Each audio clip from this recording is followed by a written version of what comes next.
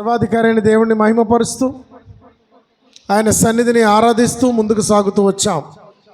ఈ దినమందు దేవుని వాక్యాన్ని మీకు అందించడానికి నేను ముందుకు వచ్చాను. చిన్న ప్రార్థన చేస్తాను. ప్రేమగల తండ్రి, మీకు వందనాలు. మీరు మాతో మాట్లాడండి, మమ్మల్ని బలపరచండి. ఏ చోట ఉండి విన్నా, ఎక్కడుండి విన్నా నీ వాక్య సందేశం మమ్మల్ని బలపరిచినట్లు, మమ్మల్ని స్థిరపరిచినట్లు, మీ వాక్యము ద్వారా మేము మా జీవితాలని నేను ముందుకు సాగించుకున్నట్లు సహాయం చేయండి. వినివారందరికీ వినగల చెవులను, గ్రహించగల హృదయాన్ని దయచేయండి. వాక్యాన్ని నేను మెత్తని భూమిలో విత్తే విత్తనముగా విత్తి ఫలింప చేయండి. అది 30 వంతులు, 60 వంతులు, 100 వంతులుగా ఫలభరితమై ఫలించు చెట్ల వలె వారు జీవించినట్లు కృప చూపించండి. నీ దాసుడిని నన్ను బలపరిచి వాడుకోండి. వాక్య సందేశాన్ని విత్తుచుండగా పరిశుద్ధాత్మ నడిపింపును కలగచేయమని యేసు నామములో ప్రార్థిస్తున్నాం తండ్రి, ఆమేన్. అందరూ కూర్చుందాం ప్రియులారా. ఈ దినాన నేను మీకు చెప్పబోతున్నటువంటి పాఠం యొక్క సారాంశం ఏంటంటే, నిన్ను ఏ రీతిగా వాడుకుంటున్నాడు. దానికి హెడ్డింగ్ ఏంటంటే, నిన్ను వాడుకోబోతున్నాడు. మన జీవితాల్లో దేవుడు మనల్ని వాడుకుంటున్నాడు. అనేక రీతిలుగా వాడుకుంటున్నాడు. అనేక మందిని వాడుకున్నాడు. నిన్నే రీతిగా వాడుకుంటాడు. అసలు మనం దేవుని చేతిలో వాడబడుతున్నామా? దేవుని సాధనాలుగా ఉన్నామా? దేవుని వాడుకలో ఉన్నామా? మనల్ని మనం ప్రశ్నించుకోవాలి. మన కొరకే మనం వాడబడుతున్నామా? దినమెల్లా తింటాము, త్రాగుతాము, కష్టపడి సంపాదించుకుంటాము, మన కొరకు మనం బ్రతుకుతాం. కానీ దేవుని కొరకు మనం ఏమైనా వాడబడుచున్నామా అని ఆలోచిస్తే దేవుడు మనల్ని అనేక రీతిలుగా వాడుకుంటాడు. ఆయన చిత్తము చొప్పున మనల్ని వాడుకుంటాడు. సువార్త ప్రకటించేవారుగా వాడుకుంటాడు. మరి దేవుని సాక్షులుగా వాడుకుంటాడు. ఆయన నిమిత్తము మరి సాక్ష్య జీవితం జీవించేవారుగా ఆయన మనల్ని వాడుకుంటాడు. పలు రీతిలుగా ఆయన మనల్ని వాడుకోబోతున్నాడు. మనము దేవునికి కావాలి. మనం దేవునికి కావలసిన వారమై ఉన్నాం. ఆ రీతిగా ఈరోజు నువ్వు తీర్మానించుకోవాలి. వాక్యం వింటానని ప్రతి ఒక్కరూ తీర్మానించుకోవాలి. నేను దేవునికి కావాలి. ఏ రీతిగా కావాలి?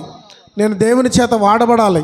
ఏ రీతిగా వాడబడాలి అని ఆలోచించినట్టయితే దేవుడు తన కృపచేత మనల్ని వాడుకున్నాడనే విషయాన్ని మనకు జ్ఞాపకం చేస్తూ ఉన్నాడు.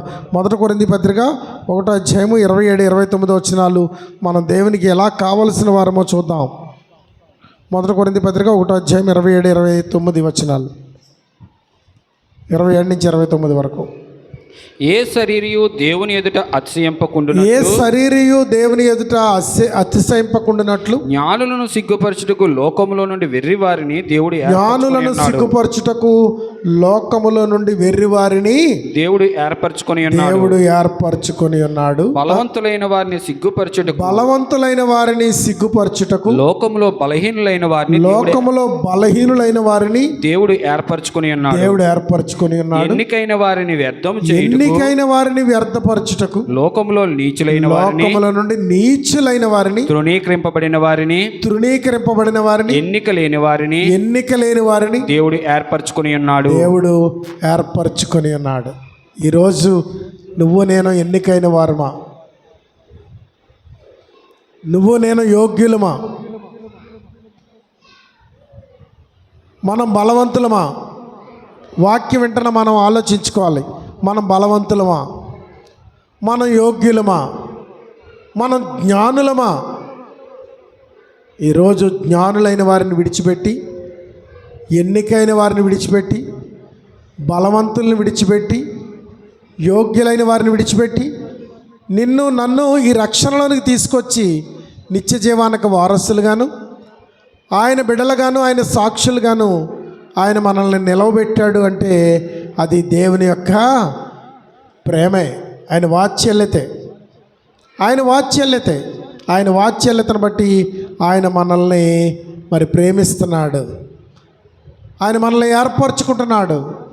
అందుకే పౌలు గారు అలా చెప్పారు. అక్కడ పౌలు గారు ఏం చెప్తున్నారు చదవండి మరొకసారి.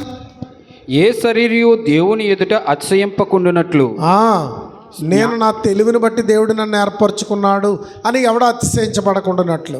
చాలామంది అనుకుంటారు, మేము బాగా చదివాం, బాగా హిందీ మాట్లాడగలం, ఇంగ్లీష్ మాట్లాడగలం, ప్రసంగాల్లో దంచి బోధించగలం, వాక్చాతుర్యం గలవాళ్ళం. అందుకే దేవుడు మమ్మల్ని ఏర్పరచుకున్నాడని అతిశయపడకుండానట్లు. నేను జ్ఞానానందం గారు MA BD, ఆయన బైబిల్ కాలేజీ ప్రిన్సిపాల్. ఆయన ఇంగ్లీష్లో ఎన్నో బుక్స్ రాశాడు. కానీ ఆయన ప్రసంగం చేసేటప్పుడు ఏం చేసాడంటే ఎప్పుడు ఇంగ్లీష్ పదాలు వాడేవాడు కాదు. నేను ఆయన దగ్గర ట్రైనింగ్ చేసినప్పుడు, చాలా కాలం వారితో సహవాసం చేసినప్పుడు నేర్చుకున్నది ఏంటంటే ఇంగ్లీష్ పదాలు రాసుకోవాలని కానీ, ఇంగ్లీష్ పదాలు వాడాలని కానీ, ఇంగ్లీష్లో సగం బోధ చేయాలని కానీ ఎప్పుడు నాకు తలంపు ఉండేది కాదు.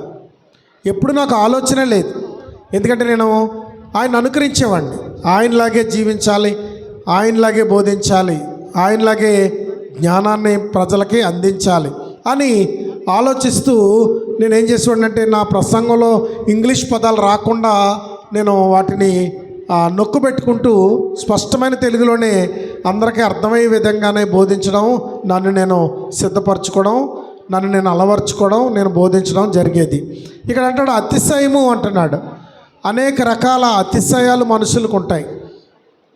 కులాన్ని బట్టో, ఎత్తును బట్టో, రంగును బట్టో, ధనాన్ని బట్టో అతిశయం ఉంటుంది. ఈ లోకములో వెర్రివారిని దేవుడు ఎందుకు ఏర్పరచుకున్నాడు? ఎందుకు జ్ఞానము లేని వారిని ఏర్పరచుకున్నాడు? ఎందుకు ఆయన తెలివి లేని వారిని ఏర్పరచుకున్నాడు?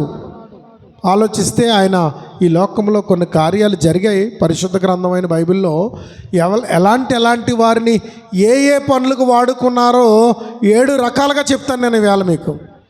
మీరు రాసుకోండి, చక్కగా వినండి, గ్రహించండి. ఎందుకంటే యోగ్యత అనే దాని గురించి వెళ్తే యోగ్యతను బట్టి కాదు నేను ఏర్పరచుకుంటా, కేవలం ఆయన కృపను బట్టి అని జ్ఞాపకం చేసుకోవాలి. ఏ మనుష్యుడు అతిశయపడకుండా, ఏ మనుషుడు తాను గొప్పవాడిని అని అనుకోకుండా, తన సేవలోకి వచ్చిన తర్వాత పరిచర్య చేయడం మొదలుపెట్టాక, లేకుంటే సంఘంలో వాడబడుతున్నప్పుడు తాను యోగ్యుడిగా ఎంచుకుని ఈ యోగ్యతను బట్టే దేవుడు నన్ను వాడుకుంటున్నాడు అని అతిశయపడకుండానట్లు దేవుడు లోకములో ఎలాంటి వారిని ఎంచుకున్నాడు? వెర్రివారిని ఎంచుకున్నాడు. మొదటిదిగా రాసుకోండి, ఆకలితో అల్లాడిపోతున్నటువంటి సోమ్రోను ఆకలి తీర్చుటకు కుష్ఠరోగులను ఏర్పరచుకున్నాడు. 1 రాజుల గ్రంథం 7:9 నుంచి. ఆకలితో అల్లాడిపోతున్న సోమ్రోను పట్టణాన్ని ఆకలి తీర్చడానికి కుష్ఠరోగులను ఏర్పాటు చేసుకున్నాడు. కుష్ఠరోగుల్ని సమాజంలోకి రానిస్తారా? కుష్ఠరోగుల్ని సమాజంలో నిలబడిస్తారా? కుష్ఠరోగులు చెప్పిన మాట ఎవరన్నా వింటారా? కానీ ఇక్కడ రాయబడిన సందర్భాన్ని 2 రాజుల గ్రంథం 7:9 నుంచి చూద్దాం. వారు మనము చేయునది మంచి పని కాదు, నేటి దినము శుభవర్తమానము గల దినము, మనము ఊరుకొననేలా, తెల్లవారు వరకు మనం ఇచ్చట నుండి ఎడల ఏదైనా ఒక అపాయం మనకు సంభవించిన గనుక మనము వెళ్ళి రాజు ఇంటి వారితో సంగతి తెలియ చెప్పుదాము రండి అని ఒకరితోనొకరు చెప్పుకొని వచ్చి పట్టణపు ద్వారపాలకుని పిలిచి, మేము సిరియన్ల దండుపేటకు పోతిమి, అచ్చటి ఏ మనుషుడు కనపడలేదు, మనిషి చప్పుడైనను లేదు, కట్టబడిన గుర్రములను కట్టబడిన గాడిదలను ఉన్నవి గాని గుడారముల దగ్గర ఎవరినూ లేరని వారితో అనగా, వాడు ద్వారపాలకుని పిలిపించెను. వారు లోపలనున్న రాజు ఇంటి వారితో ఆ సమాచారం తెలియజెప్పగా, రాజు ఇంటి వారితో సమాచారం తెలియచేయగా, రాజు రాత్రి యందు లేచి తన సేవకులను పిలిచి సిరియన్లు మనకు చేసిన దానిని నేను మీకు చూపించును, మనము ఆకలితోనున్న సంగతి వారికి తెలిసి ఉన్నది కనుక వారి పట్టణంలో నుండి బయటకు వచ్చిన ఎడల మనము వారిని సజీవులనుగా పట్టుకొని పట్టణమందు ప్రవేశింపగలమని యోచన చేసి పేట విడిచి పొలంలోనికి పోయి పొంచి ఉన్నారని వారితో అనెను. అప్పుడు అతని సేవకులలో ఒకడు ఇలాగూ మనవి చేసెను, ఇంతకు మునుపు ఇశ్రాయేలు వారిలో బహుమంది మనుషులు లయమైపోయారు కదా, ఇక 5 లయమైపోవుట అబ్బురమా? నీకు అనుకూలమైన ఎడల పట్టణమందు మిగిలిన రౌతులలో 5 తీసుకొని పోనిమ్ము, మనము వారిని పంపి చూచెదమని చెప్పాను.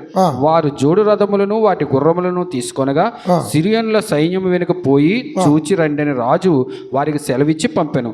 కాబట్టి వారి వెనుక యోర్దాను నది వరకు పోయి సిరియన్లు తొందరగా పోవచ్చు పోయినంత లెక్క పారవేసిన వస్త్రములను సామాన్లను చూచి ఆ దూతలు తిరిగి వచ్చి రాజు అక్కడ ఉన్నటువంటి సామాగ్రి ఈ కరువు తీర్చుటకు, ఈ ఆకలి తీర్చుటకు, వీళ్ళ బాధలు తీర్చుటకు కబురు ఎవరు తెచ్చారు? కుష్ఠరోగులు తెచ్చారు. 8వ వచనం. అంటే దేవుడు షోమ్రోనులో ఆకలి తీర్చుటకు దేవుడు ఎవరిని వాడుకున్నాడు?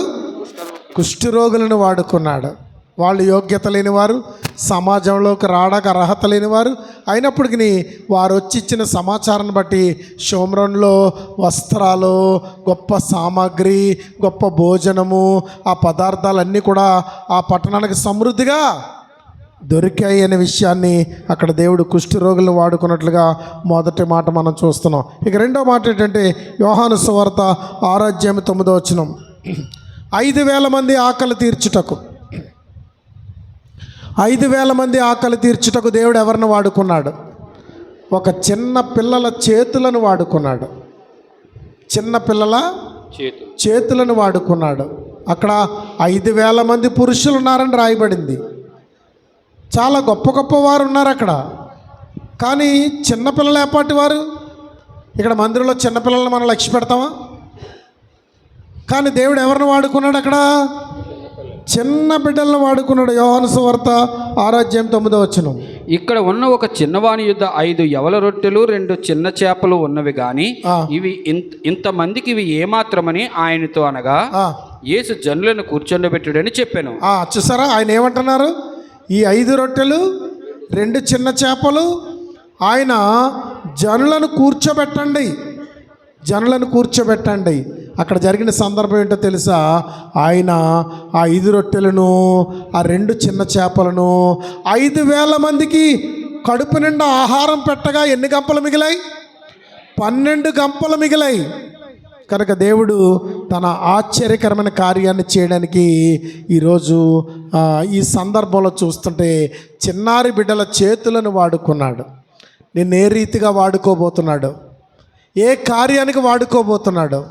నువ్వు అనుకుంటావు నేను ఏమీ చేయలేను, నా వల్ల ఏమీ కాదు, మందిరానికి వెళ్తాను వస్తాను అంతే, నేనేం చేయగలను అని నువ్వు అనుకుంటున్నావు. కానీ దేవుడు నీ ద్వారా ఏ కార్యం చేయించబోతున్నాడో గనులైన వారిని సిగ్గుపరచుటకు, జ్ఞానులైన వారిని సిగ్గుపరచుటకు, బలవంతులైన వారిని సిగ్గుపరచుటకు, ధనవంతులైన వారిని సిగ్గుపరచుటకు నిన్ను ఏర్పరచుకుంటున్నాడేమో. అక్కడ 5,000 మంది సిగ్గుపడ్డారు. ఎందుకంటే చిన్నారి బిడ్డలు వెళ్ళి ప్రభు అయిన యేసుక్రీస్తు వారి చేతికి ఆ రొట్టెలను అందించినప్పుడు ఆయన వాటిని 5,000 మందికి ఆహారముగా పెట్టారు. 5,000 మంది తిని తృప్తి చెందారు. అక్కడ చిన్న బిడ్డలను వాడుకున్నట్లుగా రెండవదిగా మనం చూస్తున్నాం. ఇక మూడవదిగా ఏంటంటే మొదటి సమయాల గ్రంథం 17:33 నుంచి 49 వరకు చూద్దాం. 33 వచనం 49 వచనం. ఇశ్రాయేల్ రక్షణ కొరకు గొల్లియాతు చావడానికి బాలుడైన దావీదును వాడుకున్నాడు. ఇశ్రాయేల్ రక్షణ కొరకు అంటే ఇశ్రాయేల్ సిగ్గులు పాలయ్యింది, అవమానం పాలయ్యింది. ఎవరో కూడా గొలియాతును చంపడానికి ముందుకు రావడం లేదు, ఎవరికి ధైర్యం చాలడం లేదు. అలాంటి పరిస్థితిలో బాలుడైనటువంటి మరి దావీదును దేవుడు ఎన్నుకున్నాడు, ఒడిశెలను సాధనంగా చేసుకున్నాడు. అది మనం చూసినట్టయితే 33 వచనం చదువుదాం. సౌలు ఈ ఫిలిస్తీని ఎదుర్కొని వానితో పోట్లాడుటకు నీకు బలము చాలదు, నీవు బాలుడవు, వాడు బాల్యం నుండి యుద్ధాభ్యాసం చేసిన వాడని దావీదుతో అనెను. దావీదు ఎవరు? ఇప్పుడు బాలుడు. 49 వచనం చదువుదాం. తన సంచిలో చెయ్యి వేసి అందులో నుండి రాయి ఒకటి తీసి వడిసెలతో విసిరి వడిసెలపైన పెట్టి ఫిలిస్తీని నుదుట కొట్టెను. ఫిలిస్తీయుడు నుదురు మీద కొట్టాడు. ఆ రాయి వాడి నుదురు చొచ్చినందున వాడు నేలను బోర్ల పడెను. ఎక్కడికి? ఇశ్రాయేలు రక్షణార్థంగా ఇశ్రాయేలు సమాజాన్ని, రాజ్యాన్ని, దేవుణ్ణి అవమానపరుస్తున్నటువంటి వాడుగా నిలిచి నెలల తరబడి సవాలు చేస్తున్నటువంటి గొలియాతును చంపడానికి దేవుడు ఎవరిని వాడుకున్నాడు?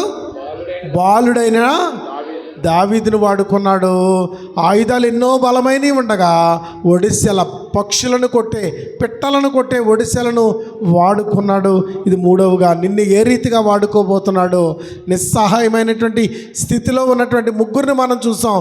కుష్ఠరోగులు, రెండోది చిన్నపిల్లలు, మూడోది బాలుడైన దావీదు.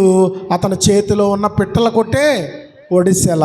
దేవుడు వాడుకోవాలనుకుంటే నిన్ను అద్భుతంగా వాడుకుని నీ ద్వారా ఆయన మహిమగల కార్యాలని, ఆయన ఘనతను చాటుకోవడానికి సిద్ధంగా ఉన్నాడు. ఇక నాలుగవదిగా చూడడం, యెరూషలేము తిరిగి ప్రయాణానికి యేసుప్రభు వస్తున్నప్పుడు ఫరో రథాలు రమ్మంటే వస్తాయి. ఫరో గుర్రాలు రమ్మంటే వస్తాయి, ఫరో రథాలు రమ్మంటే వస్తాయి. ఆయన ఆజ్ఞాపిస్తే ఫరో రథాలు వస్తాయి, ఫరో గుర్రాలు వస్తాయి, హేరోదు గుర్రాలు వస్తాయి, హేరోదు రథాలు వస్తాయి. కానీ ఆయన యెరూషలేము తిరిగి రావడానికి ఒక గాడిద పిల్లను వాడుకున్నాడు. ఈరోజు నువ్వు బాధపడకు, నన్ను వాడుకోవడం లేదు దేవుడు అనుకోకు. నువ్వే నిస్సహాయ స్థితిలో ఉన్నా, ఏ బలహీన స్థితిలో ఉన్నా, నిస్సహాయ స్థితిలో ఉన్నా, నిన్ను వాడుకోబోతున్నాడు. నీ ద్వారా ఆయన గొప్ప కార్యములు చేసి జ్ఞానులైన వారిని, బలవంతులైన వారిని, ధనికులైన వారిని, ఉన్నతమైన వారిని చెప్పుకునే వారిని సిగ్గుపరచుటకు ఎన్నిక లేని నిన్నే ఆయన వాడుకోబోతున్నాడు. ఆయన జీవితంలో, మన జీవితంలో ఆయన గొప్ప కార్యాన్ని చేయబోతున్నాడు. నా జీవితంలో కూడా అదే జరిగింది. నేను ఎంత మాత్రం ఎన్నిక లేని వాడిని సేవకు కానీ, ఈ పరిచర్యకు కానీ 32 సంవత్సరాలుగా ఈ పరిచర్యను చేయిస్తూ, వందలాది మందికి బాప్తిస్మాలు ఇస్తూ, వందలాది మందికి ఉపదేశం చేస్తూ, వందలాది కుటుంబాలని కడుతూ, వందలాది కుటుంబాలని ప్రార్థనలో నడిపిస్తూ, వందలాది కుటుంబాలని ఆత్మీయతలో నింపునట్లు చేయుటకు నేను ఎంత మాత్రము యోగ్యుని కాదు. నా జ్ఞానం కానీ, నా చదువు కానీ, నా తెలివి కానీ, నా ధనము కానీ సరిపోదు. నేను ఏమీ లేని నిస్సహాయుడిని. నేను నా జీవితంలో కూడా దేవుడు ఆశ్చర్యకరంగా వాడుకొని 32 సంవత్సరాలుగా తన పరిచర్య కొరకు. ఈరోజు ప్రపంచమంతా ఎవరో మనం యూట్యూబ్లో మన వాక్యం చూడాలన్నా, ప్రపంచంలో ఏ మూలనున్నా మన వాక్యాన్ని, ఈ మందిరంలో జరుగుతున్న ఆరాధన వాక్యాన్ని వెంటనే వినగలగడానికి, వినుటకును అంతవరకు ఉపదేశించుటకును ఆయన నన్ను సాధనంగా చేసుకున్నాడు. దేవునికి మహిమ కలుగును గాక. చప్పట్లు కొట్టి దేవుని మహిమపరచండి. ఈవేళ స్నేహితుల దినోత్సవము, ఫ్రెండ్షిప్ డే. కానీ నిజమైన స్నేహితుడు విడువక ప్రేమించును అనే వాక్యం మనకుంది. అది అందరూ పెట్టుకున్నాం, నేను కూడా పెట్టాను. నిజమైన స్నేహితుడు మనల్ని ఘనముగా వాడుకుంటాడు. నీ జీవిత స్థితిని ఉన్నత స్థితికి తీసుకొస్తాడు. నువ్వు కూలబడిపోయిన స్థితిని పైకి లేవనెత్తుతాడు. మనలో చాలామంది ఇల్లు లేనోళ్ళు, ఒకప్పుడు 10 సంవత్సరాలు వెనక్కి వెళ్తే ఇల్లు లేనోళ్ళు, అద్దెలకు ఉన్నవాళ్ళు, పాకల్లో ఉన్నవాళ్ళు, చిన్న చిన్న గదుల్లో ఉన్నవాళ్ళు, ఇరుకు ఇళ్లల్లో బాధపడిన వాళ్ళు మనోళ్ళు చాలామంది ఈరోజు విశాలమైన ఇళ్లలో, సొంత గృహాల్లో వాళ్ళు అద్దెకిచ్చేలాగా, అద్దెలకు వచ్చిన వీళ్ళు ఇంకొకరికి అద్దెకిచ్చేలాగా దేవుడు ఎంత ఘనమైన స్థితిలో మనల్ని వాడుకుంటున్నాడు. ఇక్కడ యెరూషలేము తిరిగి ప్రయాణం కట్టినప్పుడు ఫరో రథాలు వస్తాయి, హేరోదు గుర్రాలు వస్తాయి. ఆయన ఆజ్ఞాపిస్తే ఏమైనా వస్తాయి. కానీ ఆయన మార్కు సువార్త 11వ అధ్యాయము 2-3 వచనాలు చూద్దాం. మీ ఎదుటనున్న గ్రామమునకు వెళ్ళుడి, మీ ఎదుటనున్న గ్రామానికి వెళ్ళండి. అందులో మీరు ప్రవేశింపగానే కట్టబడిన ఒక గాడిద పిల్ల కనబడును. కట్టబడిన ఒక గాడిద పిల్ల మీకు కనబడును. దాని మీద ఏ మనుషుడును దాని మీద ఏ మనుషుడు ఎక్కి ఉండలేదు. దానిని విప్పి తోలుకొని రండి. ఎవడైనను మీరు ఎందుకు మీరు ఇలా చేయించున్నారని అడిగిన ఎడల అది ప్రభువునకు కావలసి ఉన్నదని చెప్పుడి. ఆయన రారాజు. హోసన్నా జయమే, హోసన్నా జయమే, హోసన్నా జయమనుచు, హోసన్నా జయమనుచు, హోసన్నా జయమనుచు, హోసన్నా జయమనుచు. యేసురాజు రాజుల రాజై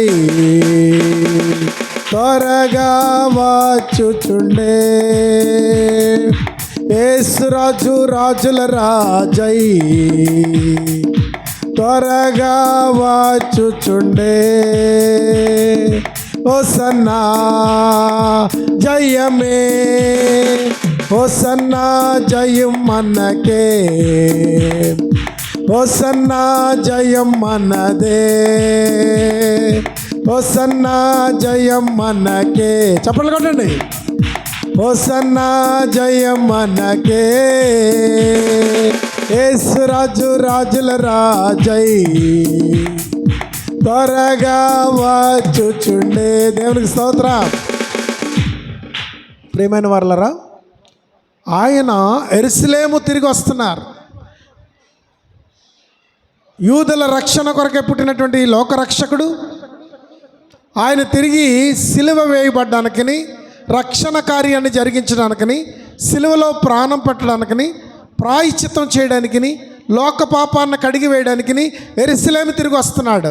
వస్తూ ఆయన ఒక ఘనమైన కార్యాన్ని, ఈ రోజు దాకా యావత్ ప్రపంచం నమ్మే కార్యాన్ని, యావత్ ప్రపంచము ఆచరించే గొప్ప కార్యాన్ని చేయటానికి ఆయన శిలువ మీద యావత్ లోకము ఈరోజు చూస్తున్నారంటే ఆ కార్యం ఆనాడు చేయడానికి ఆయన యెరూషలేము తిరిగి వస్తున్నాడు. వచ్చేటప్పుడు ఆయన ఏం వాడుకున్నాడు? గాడిద పిల్లను వాడుకున్నాడు. గాడిద పిల్లను వాడుకున్నాడు. రారాజు, ప్రభువుల ప్రభువు ఆయన ఎన్నిక లేని వారమైన మనల్ని యోగ్యులుగా ఎంచుటకు, బలహీనమైన మనల్ని బలవంతులుగా ఎంచుటకు, జ్ఞానం లేని మనల్ని జ్ఞానవంతులమని చెప్పుటకు, అయోగ్యులమైన మనల్ని యోగ్యులుగా చేయుటకు, ఎవడు ఏ జ్ఞానియు తన జ్ఞానాన్ని బట్టి అతిశయపడకుండా, ఏ మనుషుడు తన యొక్క అతిశయాన్ని బట్టి అతిశయించకుండా ఉండేటట్లుగా గాడిద పిల్లను వాడుకున్నాడు. ఈరోజు ఆ గాడిదకు సూచనగా మనమే ఉన్నాం. పాప భారములు మోసుకునే జీవితాలు మనవి. ఎందుకంటే గాడిద భారవాహకపు వాహనము, అది బరువులు మోయడానికే వాడేవారు. ఆ గాడిద పిల్లను పోల్చబడిన వారంగా మనం ఉన్నాము. 4వదిగా యెరూషలేము తిరిగి వచ్చేటప్పుడు ఆయన గాడిద పిల్లను వాడుకున్నాడు. మొదటిది కుష్ఠరోగులను, షోమ్రోను ఆకలి తీర్చుటకు వాడుకున్నాడు. 5,000 మంది ఆకలి తీర్చుటకు చిన్నారి బిడ్డల చేతులు వాడుకున్నాడు. 3వదిగా బాలుడైన దావీదుని ఇశ్రాయేలు రక్షణ కొరకు, గొలియాతు మరణము కొరకు ఒడిసెలను వాడుకున్నాడు. మరి 4వదిగా ఆయన యెరూషలేము తిరిగి వచ్చేటకు గాడిద పిల్లను వాడుకున్నాడు. ఇక 5వది ఏంటంటే మహాగణుడు, పరాక్రమవంతుడు, ఐగుప్తు సామ్రాజ్యాధిపతి అయిన ఫరోను ఎదిరించుటకు, ఇశ్రాయేల్ని విడిపించుటకు నత్తివాడైన మోసేను వాడుకున్నాడు. మోసే ఏమంటున్నాడు చూడండి, నిర్గమకాండం 4:10. అప్పుడు మోషే, ప్రభువా, ఇంతకు మునుపైనను నీవు నీ దాసునితో మాట్లాడినప్పటి నుండి అయినను నేను మాట నేర్పరిని కాను, నేను నోటి మాంద్యము నాలుక మాంద్యము గలవాడనని యెహోవా నత్తివాడిని అని చెప్తున్నాడు. నేను నత్తివాడిని, నేను పెద్ద వాళ్ళ ముందు మాట్లాడలేను, పెద్ద మాటలు అసలు మాట్లాడలేను, నేను బలహీనుడను. ఎప్పుడన్నా చర్చికి వెళ్తే విజయ్ నిలబడి చదువుతున్నాడు చూసారా వాక్యం, అలాంటి వాక్యం చదవబడుతుందేమని, అది చదివితే తప్పులు వచ్చేస్తాయని, చదివితే నాలుగు తిరగదని దాక్కున్న రోజులుండి నాకు ఎప్పుడైనా చర్చికి వెళ్ళవలసి వచ్చిన పరిస్థితి కనబడితే. నత్తివాడిని అంటున్నాడు, నోటు మాన్యము గలవాడిని అంటున్నాడు, నా నోరు సరిగా పని చేయదు అంటున్నాడు. 17 చదవండి, 10:7. అప్పుడు ఫరో సేవకులు అతని చూచి ఎన్నాళ్ళ వరకు వీడు మనకు ఉరిగా ఉండును. ఎవరికి ఉరయ్యాడట? ఫరోకి, అతని అధిపతులకి ఉరిగా మారాడు. అంటే ఇంతటి నత్తివాడు, గొర్రెల కాపరి, కొండలలో లోయలలో 40 సంవత్సరాలు తిరిగి రాడు తేరిపోయిన మనిషి, మొండు బారిపోయిన మనిషి, జ్ఞానహీనుడైపోయిన మనిషి, ఆ జంతువులతో పాటు 40 ఏళ్ళు మృగంగా మారిపోయి జంతువుగా మారిపోయినటువంటి వ్యక్తి, పశువుగా మారిపోయినటువంటి వ్యక్తి ఇక్కడ ఎవరిని వణికిస్తున్నాడు? మహాసామ్రాజ్యాధిపతి అయినటువంటి ఫరోను.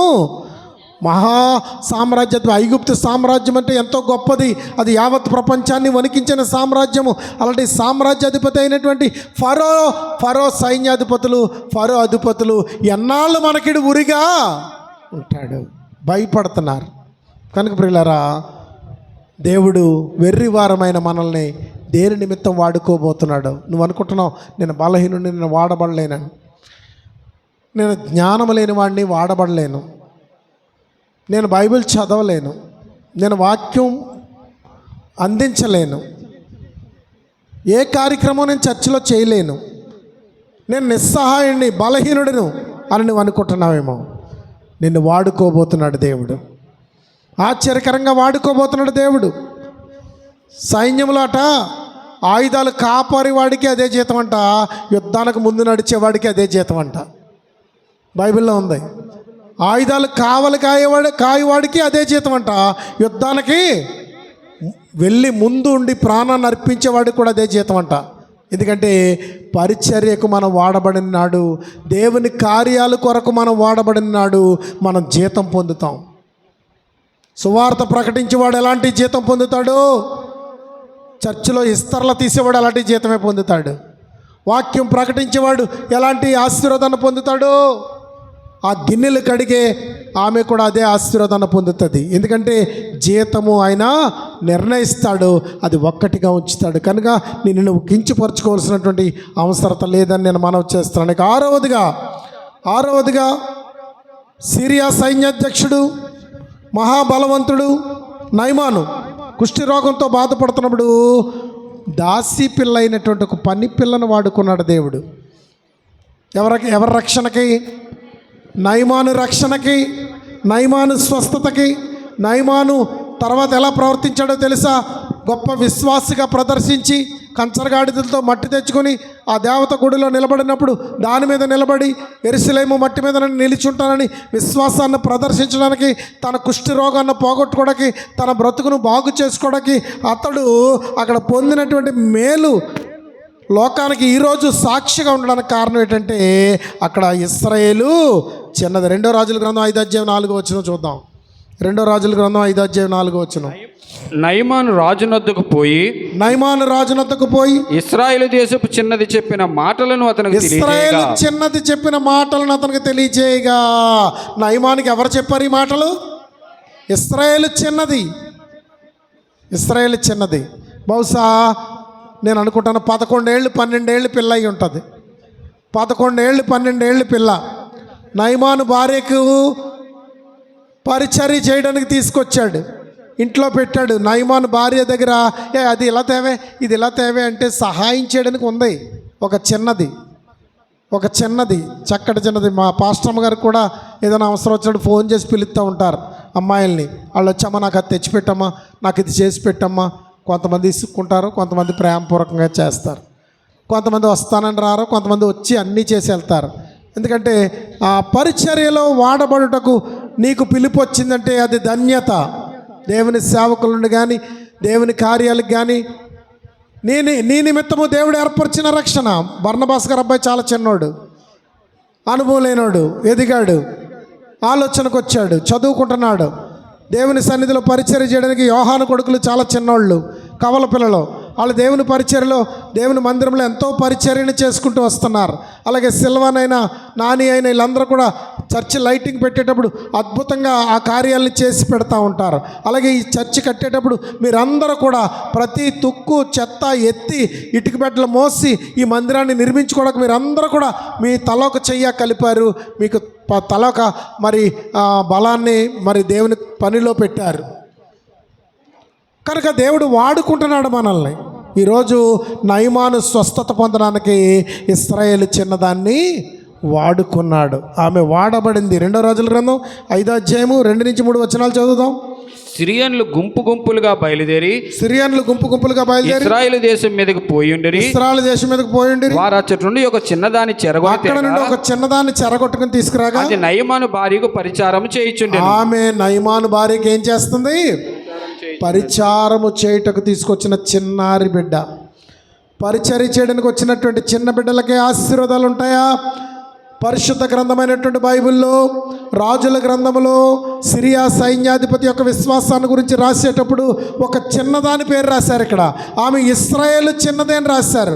ఆమె డీటెయిల్స్ అంత క్లియర్గా ఉన్నాయో లేదో రికార్డు రాలేదు, కానీ ఇశ్రాయేలు చిన్నది.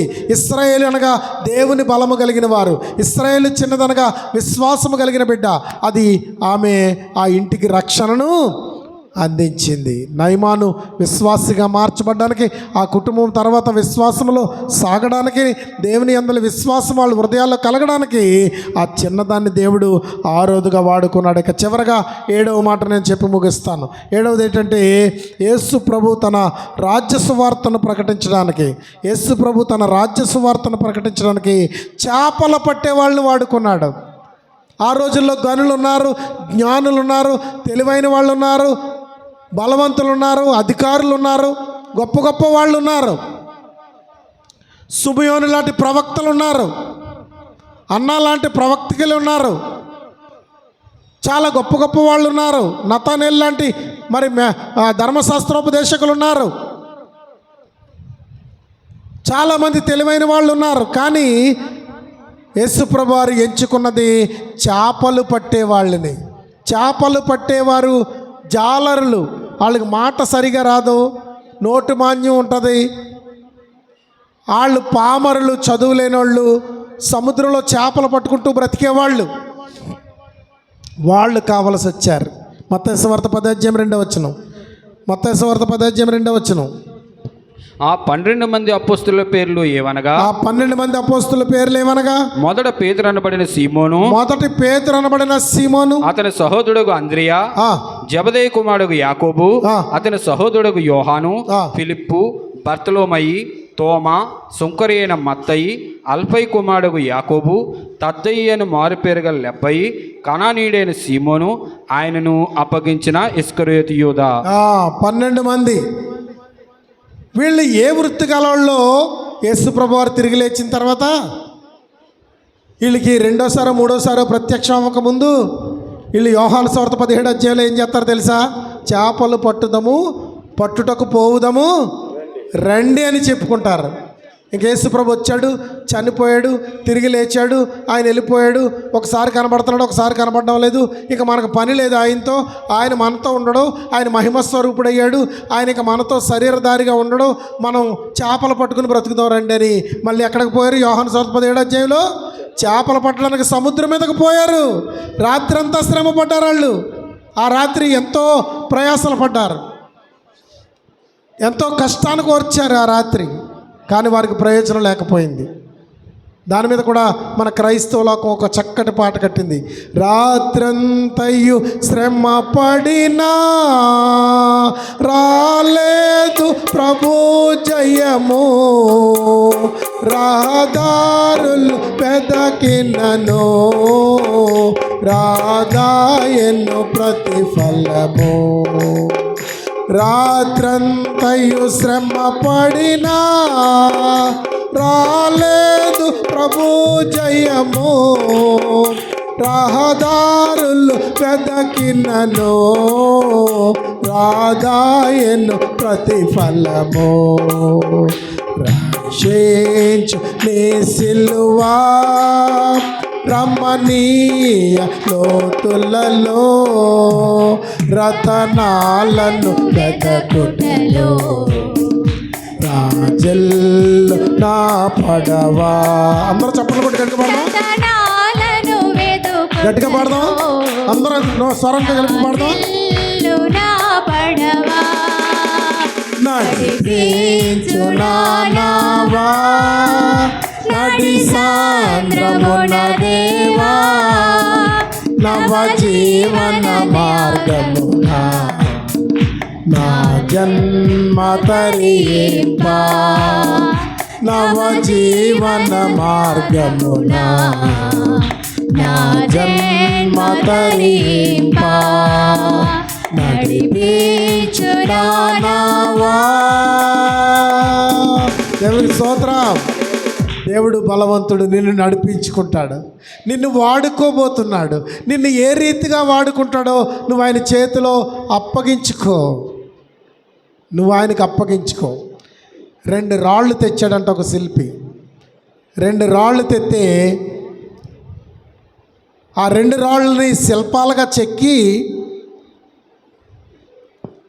మంచి పేరు సంపాదించుకుందామని ఉల్లితో సుత్తితో ఒక రాడుని కొడుతున్నాడట. కొడుతుంటే ఆ రాడు అన్నదంట, బాబోయ్ నీ ఉల్లి దెబ్బలు భరించలేను, నీ హింస నేను భరించలేను, నువ్వు పెట్టే శ్రమ నేను భరించలేను, నువ్వు దెబ్బకి ఉల్లితో కొట్టేస్తున్నావు, నా లోతుకు నాటుకుపోతుంది, నేను ఈ బాధ భరించలేకపోతున్నాను, నన్నేమీ కొట్టక బాబోయ్, నన్ను అలా విడిచిపెట్టే అన్నదంట. అప్పుడు ఆ శిల్పి ఏం చేశాడంట, అయ్యో ఇలా అంటుందేంటి ఈ రాడు నాతో అని ఆ రాడుని అక్కడ విడిచిపెట్టి 2వ రాడు దగ్గరికి వెళ్ళాడట. ఆ రాడు అంటుందంట, నన్ను చెక్కు, నన్ను మలచు, నేను ఎంత శ్రమైనా భరిస్తాను, ఎంత కష్టానైనా భరిస్తాను, నన్ను మలచి నాకు ఒక విలువను తీసుకురా అంటుందంట.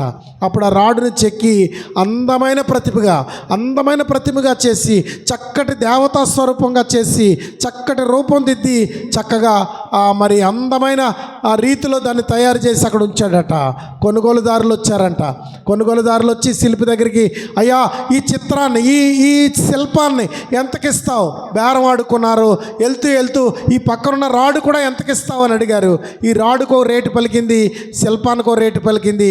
అక్కడ వేరు రేట్లు వచ్చాయి. శిల్పం రేటు చాలా ఎక్కువ ఉంది, చాలా మరి ఖరీదు పెట్టారు దానికి. ఎందుకంటే అది ఉల్లి దెబ్బలు, రాళ్ళ దెబ్బ, సుత్తి దెబ్బలు తిన్నది కనుక దానికి విలువ ఎక్కువ పెట్టారు. దాంతోపాటు కొంత ఖరీదు ఇచ్చి రాడ్ను కూడా తీసుకెళ్ళిపోయారు. ఈ శిల్పాన్ని ఏం చేశారంటే గుడి కట్టి అందులో పెట్టి దాన్ని పూజిస్తున్నారు. అందరూ వచ్చి చేతులెత్తి నమస్కరిస్తున్నారు. అందరూ సాగిలపడి నమస్కరిస్తున్నారు. అందరూ దానికి రకరకాల ధూపద్రవ్య నైవేద్యాలు సమర్పిస్తున్నారు. అయితే ఈ కూడా తీసుకెళ్ళిన రాడుని బయట గుడి ముందు పెట్టారు.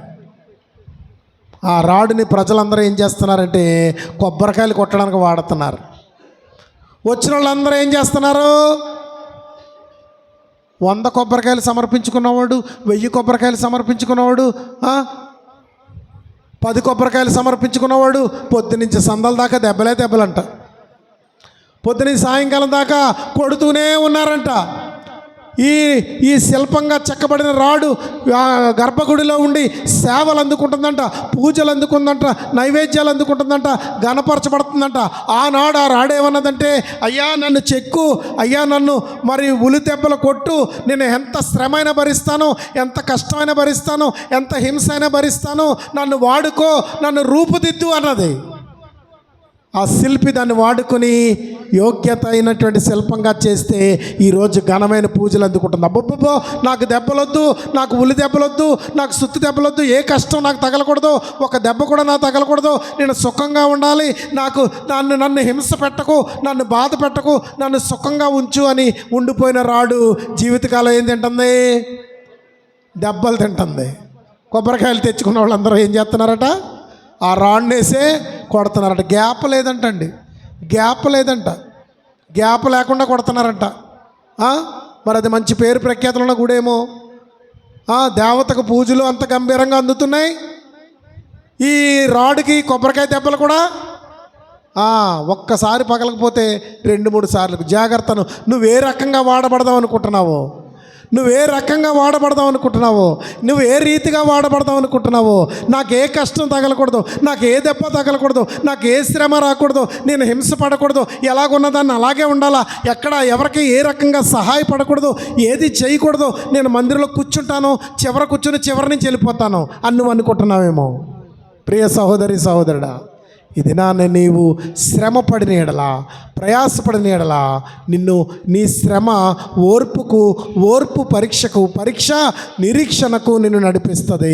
ఉన్నతమైన స్థితికి నువ్వు ఎదుగుతావు. అక్కడ మరి ఆ యొక్క విశేషమైనటువంటి స్థితి ఏంటంటే, మరి ఈ జాలరులు ప్రభు అయిన యేసుక్రీస్తు వారి కొరకు సాక్షార్థంగా నిలబడి పరలోకమందు 12 సింహాసనాల మీద ఆసీనులయ్యే ఆధిక్యత సంపాదించుకున్నట్లు ప్రకటన గ్రంథం మనకు చెప్తుంది. సాతాను కట్టులతో బంధించబడి నిన్ను విడిపించుకోకుండా ఆ బంధకాల్లో ఉన్నావేమో, నిన్ను విడిపించుటకు, నిన్ను తన కొరకు ఏర్పరచుకోటకు, నిన్ను సాధనముగా చేసుకొనుటకు, ఆయన నిన్ను వాడుకొనుటకు ఈ దినాన్ని నిశ్చయించుకున్నాడు. నువ్వే రీతిగా వాడబడ్డానికి సిద్ధంగా ఉన్నావో ప్రార్థన చేసి వెళ్ళు. తల్ల వంచండి, ప్రార్థన చేద్దాం. ప్రేమస్వరూపుడమైన మా తండ్రి, మీకు వందనాలు. మీ కృపలో వాడబడుటకు సాధనాలుగా నీ మందిరానికి వచ్చిన మేము మీ కొరకు వాడబడుటకు మమ్మల్ని స్థిరపరచండి నాయనా. మీ చేతిలో వాడబడేవారుగా మేము ఉండాలి నాయనా.